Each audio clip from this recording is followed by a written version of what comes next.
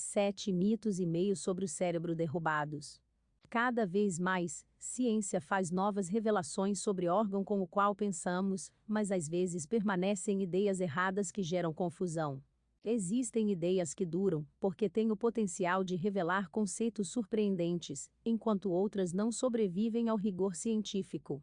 No século IV a.C., Aristóteles, 384 a.C., 322 a.C., considerava o cérebro um órgão secundário, que servia para resfriar o sangue que o coração usava para funções mentais. Mas era também um lugar onde o espírito circulava livremente, e onde estava, em sua visão, o sensus communis, ou senso comum. Séculos de pesquisa depois, o médico romano Galeno de Pérgamo, 630 c. 210 d.C., concluiu que o cérebro era o grande responsável por nossas funções mentais, e não o coração, como Aristóteles havia sugerido. Leia também. O sensus communis, no entanto, sobreviveu. No século XVI, quando Leonardo da Vinci, 1452-1519, estava desenhando e estudando o cérebro, um de seus objetivos era encontrar sua localização. Filósofos como Tomás de Aquino, Locke e Kant o exploraram, a psicologia o acolheu, e os cientistas continuaram a testar o conceito daquele sexto sentido, que refina a informação percebida por nossos 5 sentidos até hoje. Mas há outras noções que, embora a ciência já tenha determinado que estão erradas, permanecem teimosamente ressoando, não graças às evidências, mas à repetição e à crença. O cérebro, aquela obra-prima da criação, como disse o cientista dinamarquês Nicolaus Steno em 1669, é um daqueles campos minados de tais falsos conhecimentos e imprecisões. Como não estamos imunes a isso, consultamos a renomada neurocientista Lisa Feldman Barrett, autora do livro Seven and a Half Lessons About It Brain, 7 lições e meia sobre o cérebro, no qual ela desmistifica aquela grande massa cinzenta entre nossas orelhas. Perguntamos a ela se é verdade, por exemplo, que nascemos com um certo número de neurônios, que eles não se renovam, já que não se reproduzem como as outras células do corpo. Isso é quase verdade. Os humanos perderam a capacidade de regenerar neurônios, exceto em alguns lugares do cérebro, assinala a neurocientista. E não apenas nós. Abre aspas. Animais de vida longa tendem a perder essa capacidade porque, quando novos neurônios substituem os antigos, as memórias são perdidas. Fecha aspas. Não é que cada neurônio guarde uma memória, mas se trata de um conjunto que se comunica, ou seja, se um falta, essa relação molecular se perde e com ela parte do que foi aprendido. O engraçado é que outros animais regeneram neurônios constantemente ao longo de sua vida. Os pássaros são animais muito interessantes, porque há partes do cérebro deles, nas quais os neurônios se regeneram a cada ano, para aprender novas canções para atrair parceiros.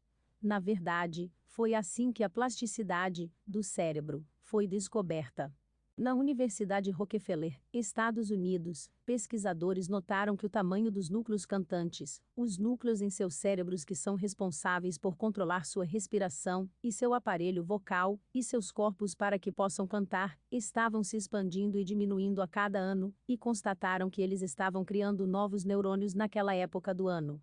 Os pesquisadores presumiram então que a criação de neurônios só ocorria nas aves, mas não nos mamíferos.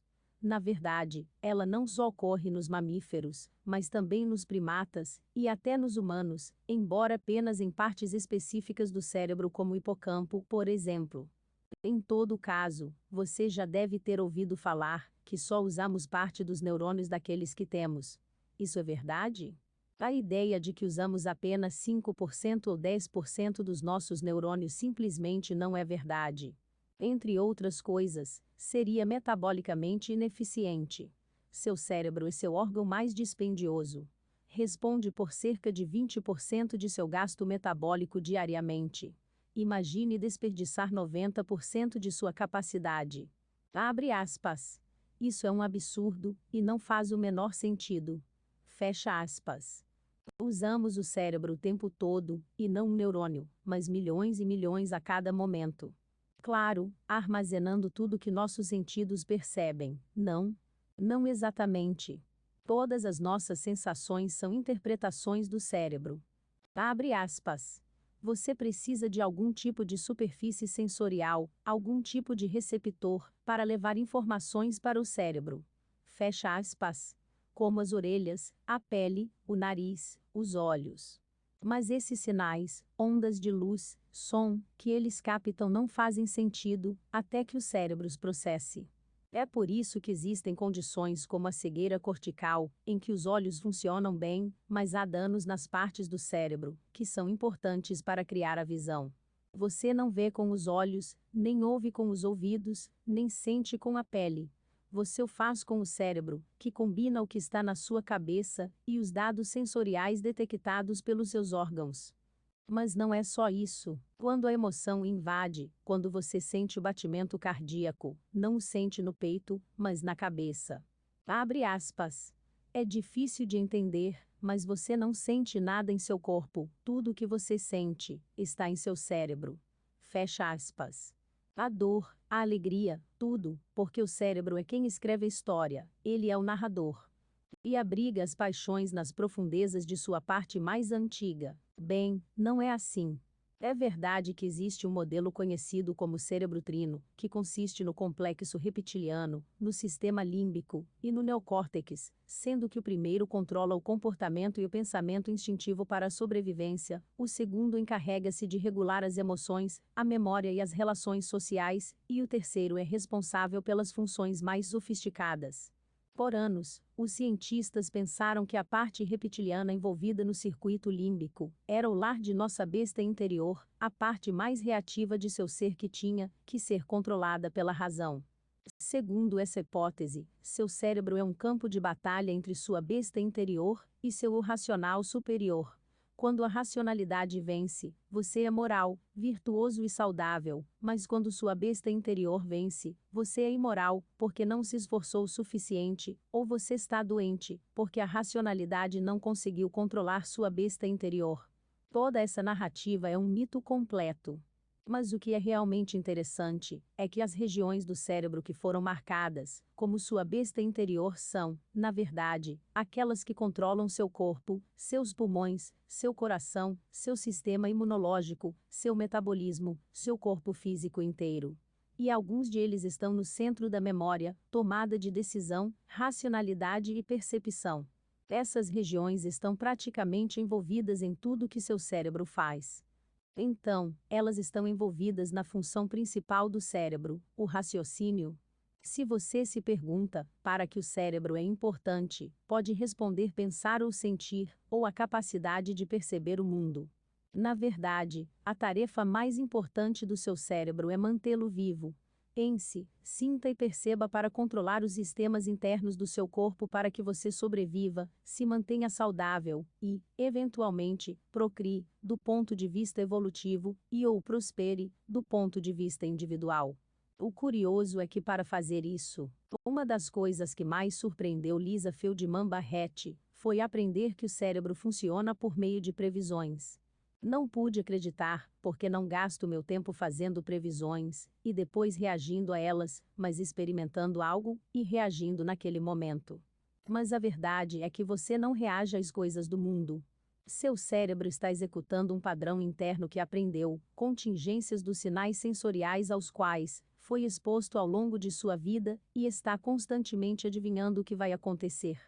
Ele faz isso automaticamente, disparando sinais de seus próprios neurônios, para antecipar os dados dos sentidos de seus serviços sensoriais. Então, quando os dados chegam, ele faz comparações. Não é que você nunca encontre coisas novas, mas você não sai por aí, se surpreendendo a vida inteira. Quando há uma surpresa, o que acontece é que seu cérebro tenta prever, como sempre, mas os sinais não são previstos, e essa é uma oportunidade de aprender algo novo. E finalmente, acontece que seu cérebro trabalha secretamente com o de outras pessoas.